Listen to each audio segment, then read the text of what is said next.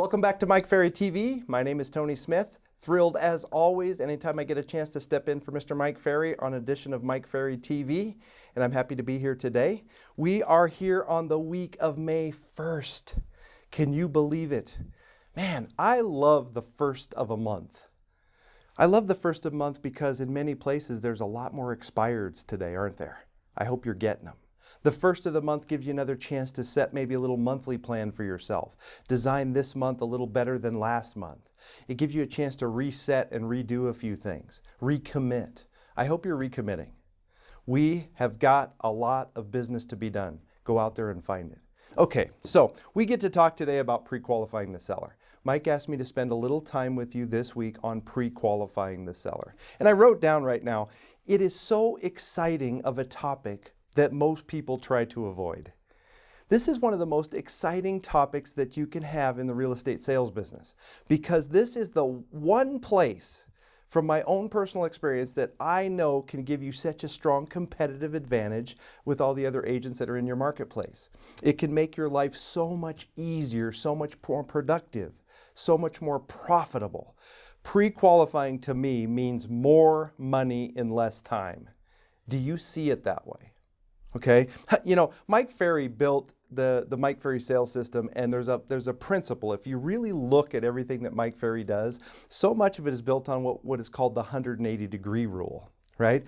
Study what everyone else is doing and then go 180 degrees in the opposite direction, right? And if you look at things like, do most realtors have a daily schedule? No, we ask you to have a daily schedule. Do most agents practice and rehearse scripts? No, we ask you to practice and role play all the time.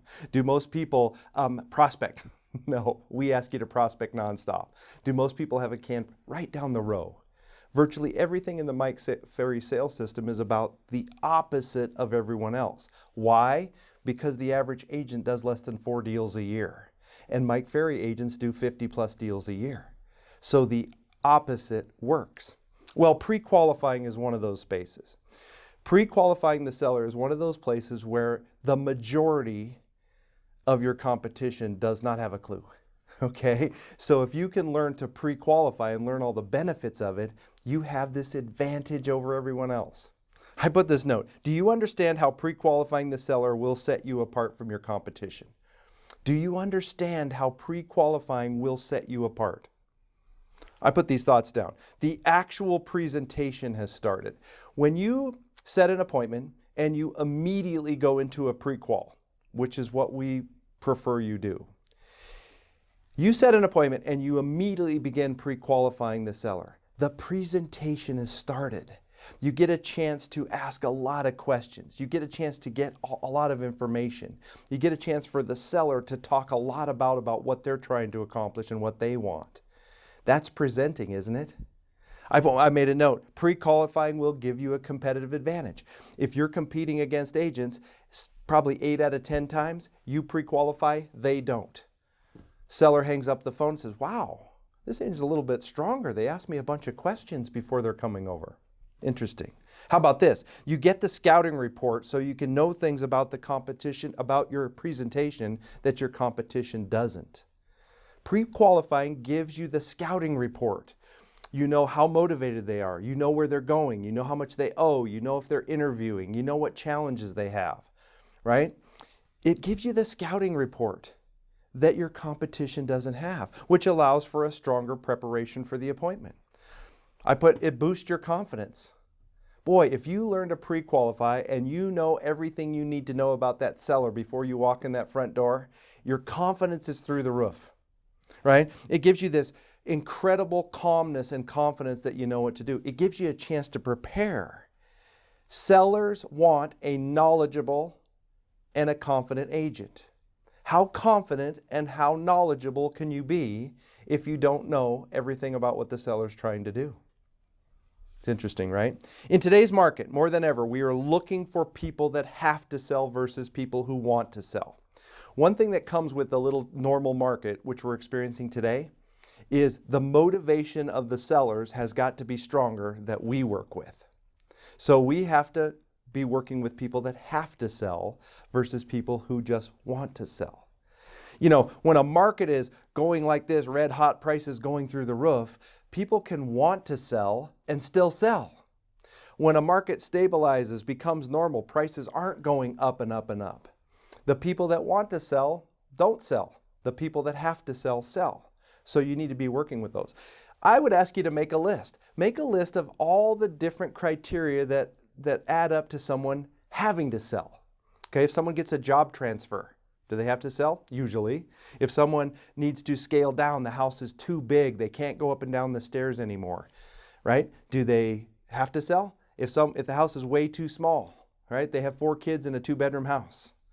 If there's a divorce, of course. If there's a death in the family, of course, right? If there's a financial situation, of course. If there's a new marriage in the family or a new baby in the household. What are all the reasons that someone has to sell? If I were you, I'd make a list of all the reasons you can come up with, and I would read it every single day. That's what you're looking for. Okay? I made this point. Always be prepared to pre-qualify by keeping this pre-qualifying questions wherever you need them. If 10 times a year you end up setting an appointment with someone and you're in your car or you're at home or you're at lunch and you don't get a chance to pre-qual, you're basically taking a chance with those 10 or 12 appointments. So you have to be prepared everywhere. We ask you to have the scripts in the car, have our questions at the office, of course, have them at your home office, put them on your cell phone. Worst case, you can, hang on a second, you open up your cell phone and you ask the questions. You certainly don't want to not pre-qualify because you weren't prepared, right? You got to be prepared, okay? I put this point down. Ask yourself this question. How much time have I spent role-playing, practicing, and perfecting the pre-qualification script?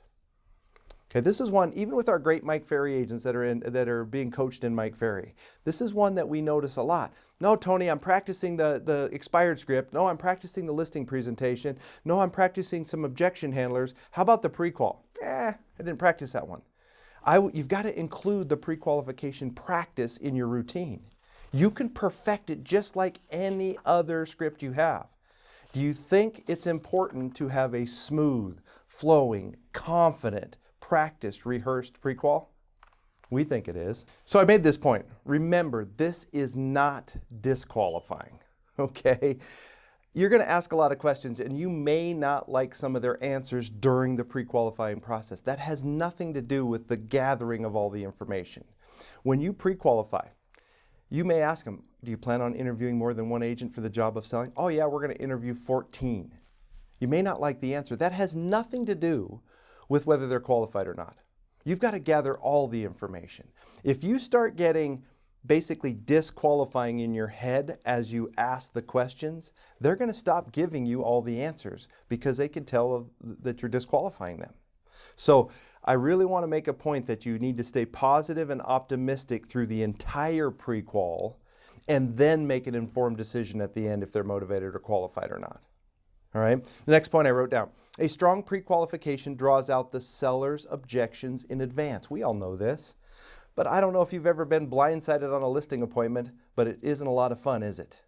You're at the appointment, they say, hey, honey, did you tell Tony about our 3rd and 4th and 5th mortgage? Hey, Tony, did you tell Tony about our lawsuit? Right? Hey, we have 2 listing appointments after you, so we can't sign the contract right now. I don't like getting blindsided. I'm not sure if you do either, but pre-qualifying removes the chances of you getting blindsided by the seller. I put this point down. Pre-qualifying the seller is a great place to allow you to set minimum standards for the clients you work with. Hey, in Mike Ferry, we want you to have minimum standards. We want you to start understanding the minimum standards that you operate on. Do you have a minimum standard for the prospecting you do? How you follow up on leads, the clients that you work with, right? Pre-qualifying allows you to do that. Very uncommon that if you get a seller that's just unrealistic, outrageous, rude, nasty, that they're going to be a lot better through the whole process. So you have to understand this gives you a chance to set the standards. I put down, it's okay to lose a prospect or an appointment because you pre-qualify. It is okay to lose an appointment or a prospect during the pre-qualification. It's okay because if you spend a lot of time with unmotivated, unqualified clients. I don't know of much of anything else that will diminish your excitement, your enthusiasm, that'll get you more discouraged, make you not want to prospect. There's not much that really puts us underwater than working with a lot of clients that are really no good. Do you have any clients right now that are completely unmotivated, that are causing a lot of problems with your system? Do you have a lot of clients that are basically upsetting the apple cart, right? We don't want to work with those. Pre-qualifying is your chance to not waste time, not waste money, reduce your frustration, right? More profit, more money. This point I put down.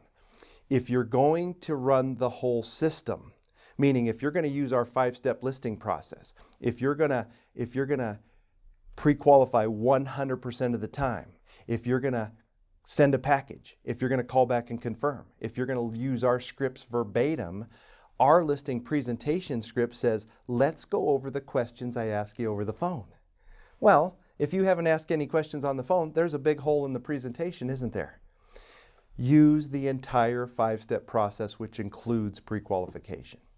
Hey, what I know is the agents that have the most amount of listings in the least amount of time, the ones that have the least amount of aggravation and the most efficient operating business, tend to be the agents that pre-qualify the best.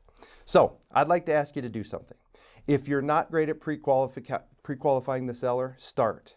If you are great at it, perfect it. We need a pre-qualification more than ever, especially this year. Thanks for your time.